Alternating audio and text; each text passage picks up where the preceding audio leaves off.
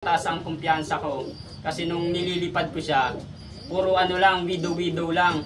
Tapos nung last lap na, binigyan ko siya ng paso. Tapos nilagyan ko ng itlog. Isang liparan, umano ako nito, mga 7,000 isang liparan niya. Ayun.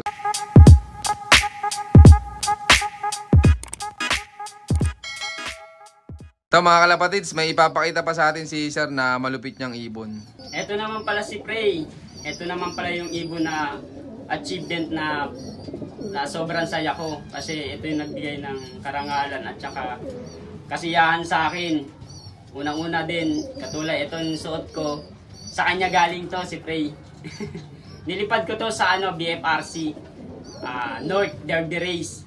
Bali, nung Bawang La Union, umispeed siya ng 794. Itong ibon na to, ang mga nilipad nito, puro ismas, super ismas ang mga nilipad ng ibon na to. Bali, dumating siya noon ng ng 900 ang liparan. Ngayon dumapo siya dun sa harap ng malaking bahay na yan. Hindi ko alam na na akin. Kasi sabi ko kung akin to bababa. Ngayon nung magka-cut off na 700 na, bigla siyang bumulusok. Sa akin pala, di naiklak ko. Ngayon, pagsapit naman ng second lap derby ng Tagudin, umispeed na siya ng 800. Smash race din yun. Itong ibon na to walang nilipad, kundi puro smash ang liparan nun. Tapos nung Santa Catalina, Ilocos Sur, umispeed naman siya ng 805. Wala 800, tapos nag-speed siya ng 805. Tapos nung Sinait Ilocos Sur naman, umispeed siya ng 867. Tapos nung Tugigaraw, Cagayan, umispeed naman siya ng 852. Tapos pagdating ng Pagudpod, last lap, umispeed naman siya ng 962. Itong ibon na to, napakakunat. Kumbaga, gapangan lang lagi yung uwi niya. Kumbaga, sabi ko itong ibon na to, makunat tong ibon na to, pahirapan, lagi siyang umuwi. Tapos, siya yung nagtamasa ng sa BFRC ng Super Set Winner, Auction Winner, DOTC, Battle of the Champion. Tapos 17 overall siya sa YD category. Tapos ang nilipad niya is Ismas. Nag-start kami ng ng race 5,000 birds. Ang nag-compete ng ibon na yon. Kaya sa bilang isang newbie katulad ko, napakasaya kasi nabahagyan ako ng mga ibon na katulad nito. Nagtamasa sa loop ko. Kaya nung NDR, BFRC 2023, dyan din to kay Boss Ram. Bali, binread ko rin to. Ito yung sinabi ko sa'yo na ang magulang nito, kinain din ng daga. Okay. Oo, lahat ng mga nag-produce ng winner, kinain ng daga. Sayang Pero sir, bago mo ikarga yan ng last lap, anong mga ginawa mong preparation? Bali, nung last lap na, ang preparation na ginawa ko sa kanya, nakita ko kasi sa ibon na-motivate siya sa may paso. Ngayon, tinesting ko kung uuwi siya ng may itlog. Pero hindi niya mismo itlog yun. Nilagyan ko lang ng itlog. Ngayon, nung araw na yon na Friday, kasi ang usually naman basketing Friday, nilagyan ko ng itlog. Bali yung itlog, kinakalaykay niya sa sa dibdib niya. Sabi ko, itong ibon na to na motivate na to, ba't uuwi ito? Sabi ko, magkaklak tong ibon na to. Kumbaga, mataas ang kumpiyansa ko. Kasi nung nililipad ko siya, puro lang, widow lang. Tapos nung last lap na, binigyan ko siya ng paso. Tapos, nilagyan ko ng itlog. Nung nilagyan ko ng itlog, hindi naman totally nilimliman. Kumbaga, yung itlog, kinakalaykay niya lang sa dibdib. Tapos, tinitignan niya. Kasi ako nararamdaman ko yung na-appreciate ko yung ng ibon kumbaga parang nakakausap mo. Kaya yun, sabi ko magka-clock to. Yun yung preparation na ginawa ko sa kanya. Binigyan ko ng paso, tapos itlog. Pero fake egg yun, hindi niya totally itlog. Ito yung kwento ni Prey. Yun. Di gaano ka kasaya sir nung dumating yan, nung galing last lap?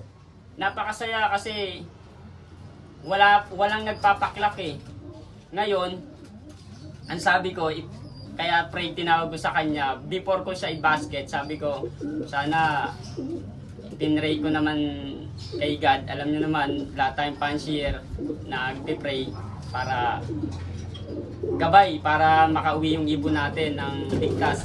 Sabi ko sa kanya, ipagkaloob lang sa akin tong ibon na to kasi kakaunti na lang kami live sa YT. Ngayon, nung umuwi siya, pinag-pray ko, dinilig nga. Yun, nagtamasa siya. Tapos, etong nasa ano ko, eto na yung ano niya, yung achievement niya.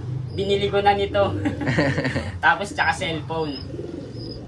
Kaya, yun, masaya ako kasi ito yung nakapagdala ng achievement sa loob ko. Ito yung pinaka, kumbaga, value na sa akin. Ginto sa loob ko. Ito mga kalapatids. Ano nga ulit baseline to, sir? Ito ang pinaka baseline nito, Emil to eh. Ito ang baseline nito, Emil. Yan. Ito mga kalapatids, Emil pala to. Hmm. Kamusta naman sir yung mga naging anak nan? Ito yung naging anak nito, nililipad ko rin. May speed din siya kasi kinross ko naman siya sa Jansen. Yung Jansen na yon galing yun kay Ronnie. Shoutout kay Ronnie. Kasi yung dun nanggaling din yung mga matutulin ko, dun ko binubunggo. Yung magulang din naman nito, galing din kay Jonel, kay Corioso. Bali, sa kanya din ang galing yung pinaka magulang. Shoutout din kay Junel Corioso, aka nagcha-champion din yan. Kinakatakutan din ng DSRPC yan. Si Corioso Aster. Yan. Shoutout sa'yo. Yan, congrats sa'yo sir. Eto, may papakita pa siyang ibon mga kalapatids. Ito naman si Lambat. Yan. Kaya ko siya tinawag na Lambat kasi dinerby ko to eh. Itong ibon na to. Ngayon, umuwi siya na nung dinerby ko, nawala siya.